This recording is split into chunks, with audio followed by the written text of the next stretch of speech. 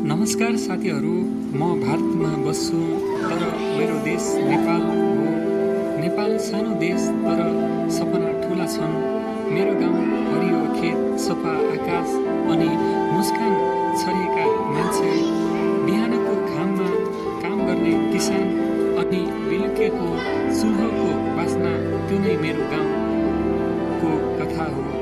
यहाँका मानिसहरू सादा छन्, माया दिलैदेखि गर्छन्, पाहुनालाई भगवान सम्झन्छन् अनि आफूले खाएको बाँडीचुँडी खान्छन्।